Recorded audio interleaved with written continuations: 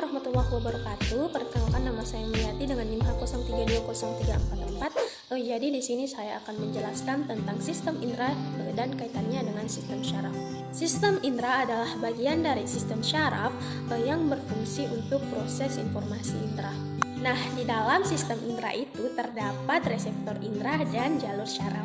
Yang terakhir adalah reseptor organ penginderaan, yaitu kemoreseptor yang terdapat pada indera pengecap dan indera penciuman, kemudian mekanoreseptor yang terdapat pada indera pendengaran, dan yang terakhir adalah fotoreseptor yang terdapat pada indera penglihatan.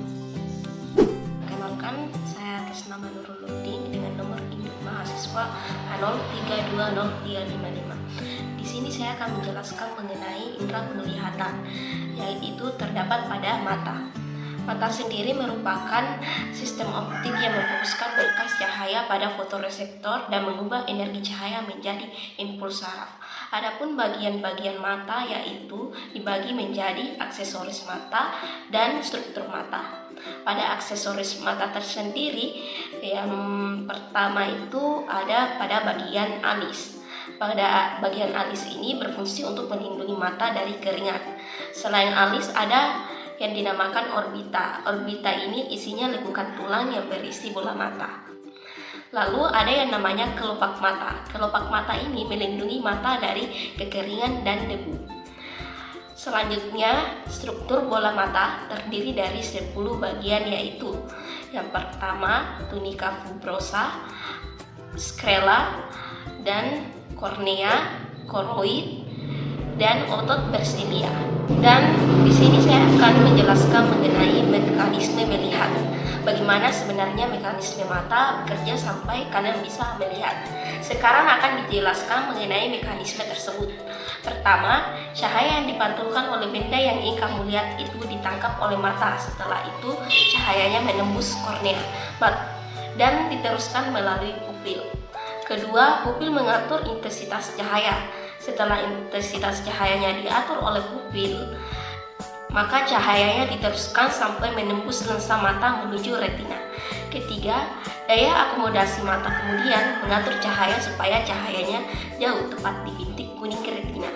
Keempat, ketika cahayanya sudah jatuh ke bintik kuning, impuls cahaya kemudian akan disampaikan oleh saraf optik ke otak. Kelima, cahaya tersebut kemudian diinterpretasikan oleh otak sehingga kita bisa memahami dengan jelas apa yang sebenarnya sedang kita lihat. Itulah penjelasan saya mengenai indera penglihatan. Sekian dan terima kasih. Perkenalkan, nama saya Agita, NIM H03203343.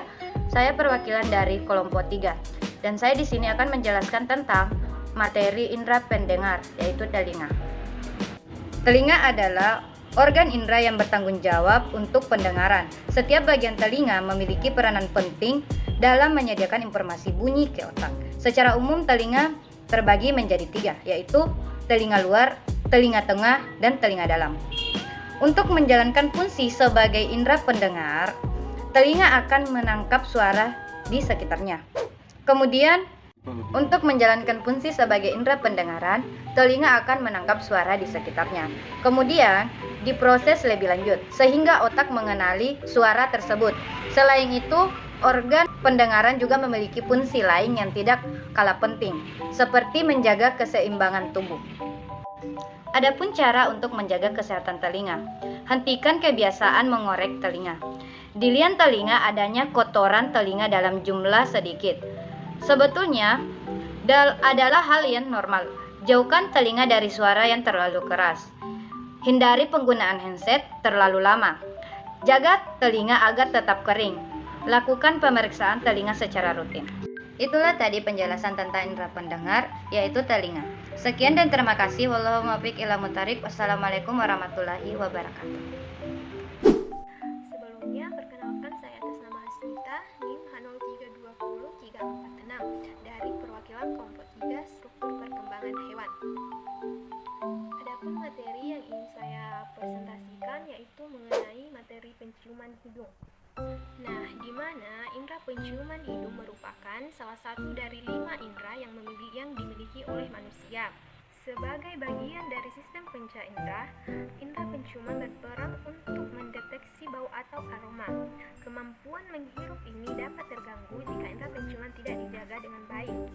Nah, di mana adapun dari gangguan penciuman yaitu kemungkinan kita untuk membedakan berbagai macam aroma atau bau, misalnya aroma kopi, coklat, parfum, bunga, hingga rempah-rempah.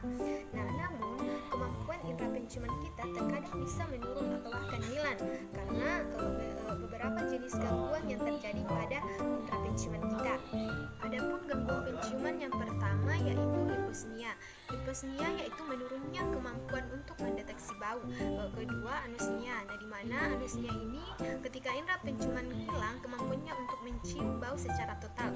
Nah, yang ketiga, perkenalkan saya atas nama Ramawati dengan NIM H0320358. Nah, pada kesempatan kali ini saya akan menjelaskan sedikit tentang lidah. Nah, lidah merupakan penerima zat terlarut atau kemoreseptor. Lidah terbentuk oleh jaringan otot dan terdapat di permukaannya tonjolan-tonjolan kecil yang disebut sebagai papila. Nah, ada 3 jenis papila. Yang pertama, papila circumvallata. Papila ini berbentuk menyerupai cincin dan terdapat di pangkal lidah. Yang kedua, papila fungiformis, yang dimana papila ini berbentuk menyerupai jamur dan terdapat di ujung dan sisi lidah. Yang ketiga, papila filiformis, yang dimana papila ini berbentuk menyerupai rambut, dan papila ini merupakan papila yang terbanyak, dan papila ini paling banyak berfungsi sebagai perasa sentuhan daripada pengecap. Nah, pada papila-papila inilah terdapat kuncup pengecap yang merupakan kumpulan ujung-ujung saraf dan oleh serabut-serabut saraf dihubungkan dengan otak. Kuncup-kuncup pengecap ini dapat membedakan 4 rasa pokok seperti asin, asam, manis, dan pahit. Nah, kadang juga kita merasakan rasa yang lain yang tidak terdapat 4 rasa pokok tersebut. Hal ini karena adanya pengaruh oleh faktor-faktor lain.